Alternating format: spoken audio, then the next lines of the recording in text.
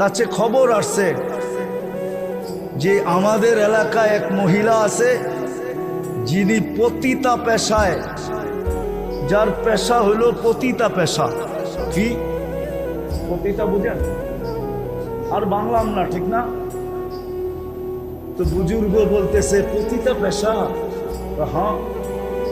তো উনি একদিন পর্দার আড়ালে যেয়ে বলছে, মা না, ওই মেয়ে, তোকে আমি একদিনের জন্য বুক করতে চাই। আমার কামই তো এটা আমার, কিন্তু শর্ত আছে, ওই দিন আমি যা বলবো তা করতে হবে। বলছে এই জন্যই তো, ওই দিন তোমার বুক, তুমি যা বলবে তা করব। বলছে টাকা কত নিবা? বলছে এত। বলছে ওকে। চলে আসছে, দিন তারিখ মতে গেছেন। বলছে আজকে কিন্তু আমার বুকিং। বলছে হ্যাঁ, আমিও তো অপেক্ষায় আছি। বলছে যা বলবো তা করতে হবে। বলে অবশ্যই। তো নিয়ে আসছে মতন। বলছে যে যাও, প্রথমে গোসল করো। এইভাবে গোসল করতে হবে। এইভাবে গোসল করছেন, পর্দার থেকে বইলা দিছেন এইভাবে গোসল করবে। তারপরে বলছে এই যে কাপড় দিলাম, পড়ো। কাপড় দিছে, পড়ছে। বলছে দেখো, নড়চড় করা যাবে না, তোমার সাথে আমার ডিট, সারা রাত্র আমার, যা বলবো তা করতে হবে। নতুন কাপড় পরায়া বলছে জায়নামাজ দিছে, এবার বিছাও। কয়টার উপরে দাঁড়াও। পশ্চিম দিকে মুখ করে দাঁড়াইছে। পর্দার আড়াল থেকে হাত উঠায় আল্লাহকে বলছে এই পর্যন্ত আমার দায়িত্ব ছিল, আমি আইনা মুসল্লায় খাড়া করায় দিছি, বাকি হেদায়েত আপনার দায়িত্ব, দিলে দিলেন, না দিলে না দিলেন। কাবার কসম, আমি হাফিজ হুজুরের মুখ থেকে শুনছি, নাইলে আমি বলতাম না। যার তার কিসসা আমি বয়ান করি না, আমি হাফিজ হুজুরের মুখ থেকে আমার এই কানে শুনছি। হাফিজ হুজুরে চিনেন? কামরাঙ্গীর চর মাদ্রাসার হাফিজ হুজুরের মুখ থেকে শুনছি। মহিলা বলে একটা চিৎকার দিছে, আর দিয়া বলছে মালিক তওবা করে ফেললাম। মহল্লাবাসীকে সপ্তাহে একদিন আল্লাহর ঘরে আইনা পিছের থেকে দোয়া করেন, আল্লাহ ডেলি যাইয়া ওর পরিবেশে পাও ধরছি, আজকে তোর পরিবেশে আইনা ছেড়া দিছি, তুই জানোস, তোর কাম জানে, হেদায়েত দিলে দে, না দিলে না দে, আমরা গেলাম। তারপরে কথা বলেন কিছু, দেখেন কি হয়। কয় কাম হইল? 4টা, ঠিক না? হ্যাঁ, কি 4টা হইল। এইবার 3 দিন আল্লাহর ঘরের পরিবেশে থাইকা, মাসে 3 দিন আল্লাহর ঘরের পরিবেশে থাইকা, নিজের এলাকার ভিতরেই, নিজের থানার ভিতরেই, নিজের ইউনিয়নের ভিতরেই আল্লাহর ঘরে 3 দিন থাইকা মানুষকে এই কথা বুঝান, এই 3 কথা বুঝান, তোমাকে বাঁচাও, ঘরকে বাঁচাও, পরিবেশকে বাঁচাও। এটা আমাদের সবচেয়ে বড় ফরজ। বাঁচাও। 3 দিন আল্লাহর ঘরে থাইকা বুঝান, আর আল্লাহর ঘরে আইসা দোয়া করেন। আমার দায়িত্ব বুঝানো ছিল, বুঝাইয়া দিছি। আমার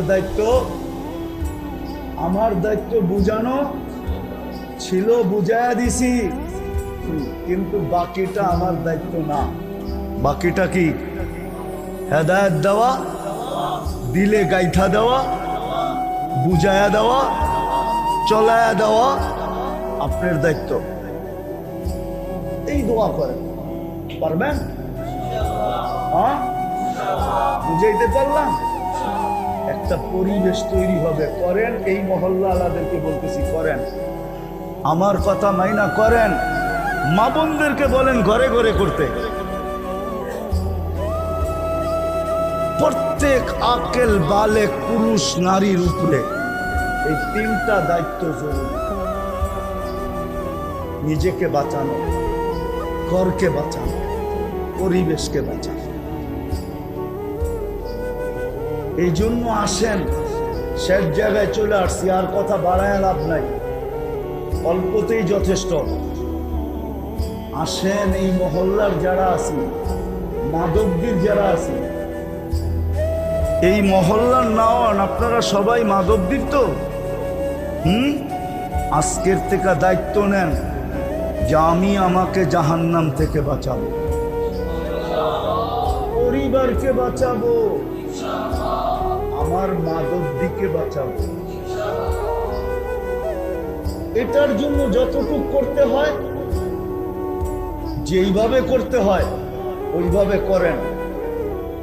আছে দুনিয়াতে প্রমাণ আছে। বিপদ আসলে কি আমরা বেঁচে যাব? না, আপনি বেঁচে যাবেন। আমি আপনাদেরকে প্রমাণ দিতেছি।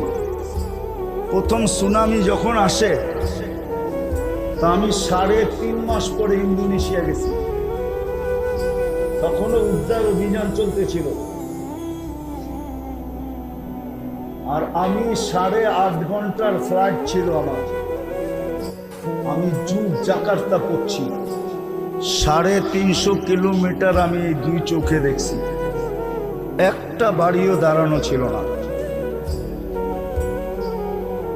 সব মিশানো ছিল। একটা বাড়িও ভালো পাইনি।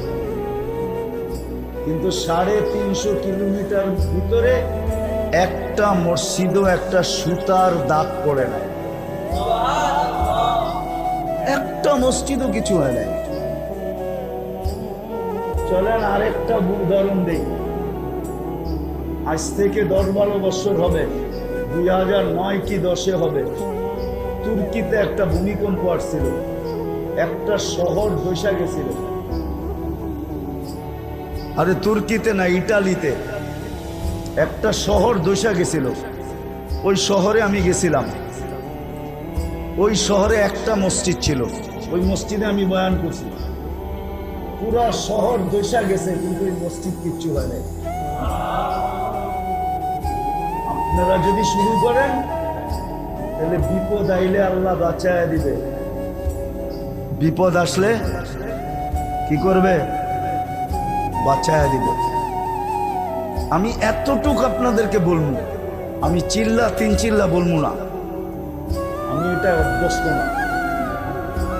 আমি এতটুকু অবশ্যই বলবো যে মাধবদীর মানুষ আজকে 3টা দায়িত্ব বোঝেন, যেটা আপনার উপরে ফরজ। বাকি দূর দূর যায় পাও ধরা, দুনিয়ার এই কোণার থেকে ওই কোণায় যাওয়া, এটা আপনার উপরে ফরজ না। হতে পারে কিন্তু কেফায়া হবে, ফরজ না। আপনার উপরে যেটা সবচেয়ে জরুরি ফরজ দায়িত্ব, সেটা হলো নিজেকে বাঁচাও, ঘরকে বাঁচাও, এলাকাকে বাঁচাও। আমার মনে হয় কি ছেলেরা কি কয়, যুবকরা কি কয় জানা জোনা নাই। বর্তমানে MBBS ডাক্তার হলে কয় বছর লাগে? না বেড়া, উত্তর ঠিক না। কি ভাই কলেজে পড়োই না কেউ? হ্যাঁ,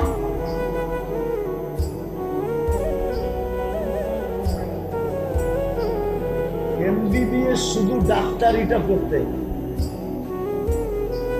আচ্ছা মাইনা নিলাম 6 বছর লাগে। কত? কি 6 থেকে 7 বছর। 5 বছর ক্লাস করতে হয়, 2 বছর মনে হয় ইন্টার্নি করতে হয়। আচ্ছা এইখান থেকে যায়া ফোন করে জিজ্ঞেস এলো মনে 7 বছর লাগে, 7 বছর। আচ্ছা কোন তো পল্লী চিকিৎসক হইতে কয় বছর লাগে? কয় মাস? এটা দিয়ে সবাই জানে। পল্লী চিকিৎসক হইতে কয়দিন লাগে? 6 মাস। এখন মনে হয় একটু বাড়ায়া 1 বছর করছে। কত? ওইখানে লাগে 7 বছর, এইখানে লাগে কয় বছর? পল্লী চিকিৎসক হইতে কয়দিন লাগে? 6 মাস থেকে 1 বছর। আর পুরা ডাক্তার হইতে লাগে 7 বছর, 6 থেকে 7 বছর, ঠিক না? হক্কানি আলেম আল্লাহওয়ালাদেরকে বলেন যে আমি এই 3 ফরজ আদায় করতে চাই। কিন্তু আমি তো আপনাদের মতো 8 বছর 10 বছর 12 বছর 18 বছর লাগাইতে পারবো না। 18 বছর লাগাইতে পারবো না। আলেম হয়ে গেলেই শেষ হয়ে যায় না, কিন্তু আলেম হয়ে গেলেই শেষ হয়ে যায় না। মৌত পর্যন্ত পড়তেই হয়, শিখতেই হয়, শিখাইতেই হয়। আমি তো এত পারবো না, আমাকে পল্লী চিকিৎসক বানায় দেন, আমাকে শর্টকাট বলে দেন, যেন আমিও বাঁচতে পারি, গলাওয়ালাও বাঁচতে পারে, আর মহল্লাবাসীও বাঁচতে পারে। এই জন্য ওলামায়ে কেরাম মিলা, সাহাবা ওলামায়ে কেরাম মিলা, ওলামায়ে কেরামের সত্যায়িত করার দ্বারা 5 কাম ওলামায়ে কেরাম দিছেন। 5 কাম, 5 কাম যদি আপনি করতে পারেন, তাইলে আশা করি আপনিও বেঁচে যাবেন, গড়ালারও বেঁচে যাবে, এলাকাওয়ালারাও বেঁচে যাবে। কয় কাম? কয় কাম? কয় কাম? কয় কাম? 5 কাম। যদি 5 কাম করতে পারেন,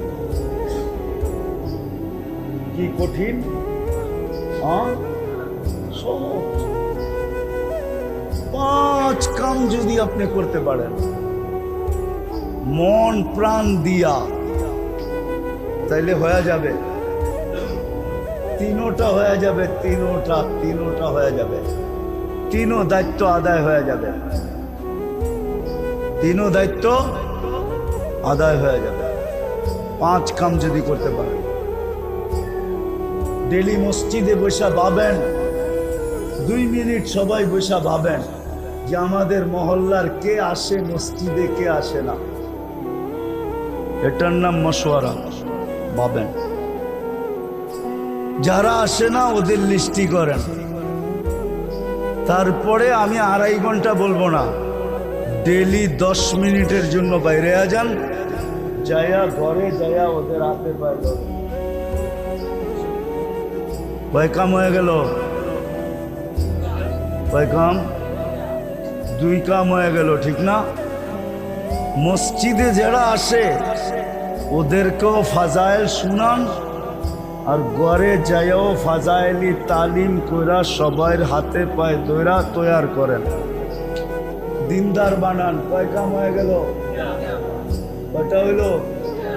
কয়টা হইলো? 3টা হয়ে গেল। চতুর্থ, নির্দিষ্ট একদিন কইরা, একদিন নির্দিষ্ট কইরা সবাইকে হাতে পায়ে ধইরা মসজিদে আইনা আল্লাহর ঘরের পরিবেশে বসায়া। এতদিন তো ডেলি যাইতেন ওর পরিবেশে, ওকে রাইকা হাতে পায়ে ধরতেন। আজকে নিজে বাঁচলেও ঘর বাইচা নাই, ঘর বাঁচলেও পরিবেশ বেচা নাই। যদি পরিবেশ বেচা থাকতো তাহলে বললাম না মুসলমানের এই দুরবস্থা হতো। ওইখানে তো রক্ত জোরেই নাই, তারপরও বলতেছে ইয়াদুল্লাহি ফাওকা আইদিকুম। এইখানে তো 38,000-এর রক্ত ঝরে গেছে। শুধু এক জায়গায়, কত জায়গায় যে রক্ত মুসলমানের ঝরতেছে, ডেলি ঝরতেছে। দোয়া করতেছি, কোনো কাজে লাগতেছে না। এই জন্য পায়ে হাত দিয়া বলি, আজকে আমার কথা বোঝেন, বুঝা চলেন, অঙ্গীকার করি। আমি আপনাদেরকে বলবো না আপনি দূর দূর যান, আমি মাদক দিয়ালাদেরকে বলবো মাদক দি সামলাও। মাগরিবের ওয়াক্ত হলো, আজান হলো, পুরো মাদক দি যেন থাইমা গেল। সব মসজিদে দৌড়াইতেছে, জায়গা না পাইলে মার্কেটের ভিতরে দাঁড়ায় গেছে। দোকানদার দোকানে, মার্কেটওয়ালা মার্কেটে, ফ্যাক্টরিওয়ালা ফ্যাক্টরিতে, অফিসওয়ালা অফিসে, অনেক রাস্তাওয়ালা রাস্তায় দাঁড়ায় গেছে। কেন দাঁড়ায় গেছ? 3 রাকাত পড়া সালাম ফিদাইতে দেরি, 7 বার পড়তে দেরি, জাহান্নাম থেকে মুক্তির পরওয়ানা লইতে দেরি হবে না, এই জন্য দাঁড়ায় গেছি। মাধবদীর হাইওয়ে পর্যন্ত যেন জাম হয়ে যায়, হাইওয়ে মানুষ দাঁড়ায় যায়। এত মানুষ মসজিদে জায়গা পাবে কোথায়? হাইওয়ে জামাত হইতেছে। মাদক দি সামলান, নরসিংদীওয়ালা নরসিংদী সামলান, প্রত্যেক থানা আলা ইউনিয়ন আলা যদি ইউনিয়ন সামলানি শুরু করে তাহলে সারা দুনিয়া সামলায়া যাবে। আর নাইলে যেইভাবে মেহনত করে আসতেছি, মায়ে কইছে বানতে দান, বানতে আসি উদা দান। চিনেন গ্রাম্য শব্দ? বোঝেন? মনে হয় বোঝেন নাই। বুঝছেন? মায়ে বলছে আগে ডেকি ছিল না, দান বানতে দান, বানতে আসে কি উদা দান। চিনেন? এখনো শুকায় নাই, তো ওইটা বাংলে কি চাউল লইব? কি হ্যাঁ, চিরা কয়ভাবে খাওয়ান যায়? শুধু একভাবে, কি ভিজায় খাওয়ান যায়, ঠিক না? নাইলে শুকনা খাইবেন আর পানি খাইবেন, এই তো ওই একই কথা, ঠিক না? আর চাউল 100 ভাবে খাওয়া যায়। কি 100 ভাবে চাল খাওয়া যায় না? 100 প্রকারের চাল খাওয়া যায়।